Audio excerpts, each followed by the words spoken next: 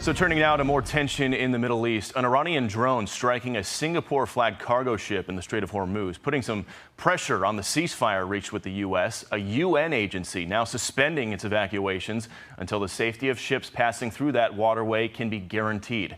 Jeff Paul is joining us live this morning from Tel Aviv with the latest. Hey, Jeff.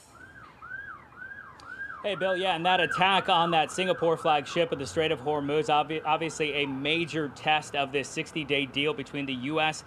and Iran. Talks are said to still be progressing, but this certainly derails those efforts to restore ship traffic to what we saw before this war even started. Now, some vessels had recently been evacuated through the United Nations International Maritime Organization's alternative route, but shortly after that ship was attacked by an Iranian drone, the group just announced it is now pausing evacuation of vessels. Iran's Navy released a statement saying this route is unacceptable and extremely dangerous. We warn all vessels to strictly refrain from any movement outside the designated routes. General Jack Keane today on Fox News responding to the situation this way. We're going to have to arm wrestle this out, make certain that they step back. This is going to get resolved. Either it'll get resolved and the Iranians will stand down and stop what they're doing, or we will force them to stand down.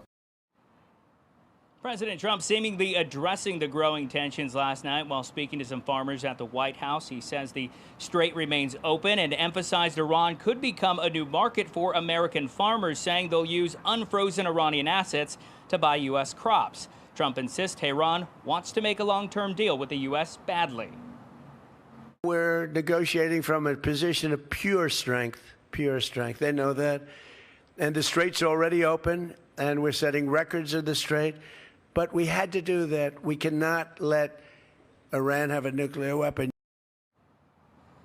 Now, during his latest stop in the Persian Gulf, U.S. Secretary of State Marco Rubio said that they're not interested in Iranian press conferences or rhetoric. They are interested in seeing ships move through the Strait of Hormuz. He says if that is happening, that is a good thing. If it is not, it is a violation of the agreement and of the ceasefire.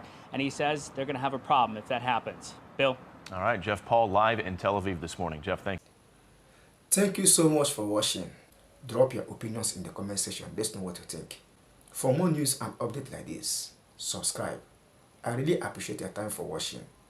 Bye for now.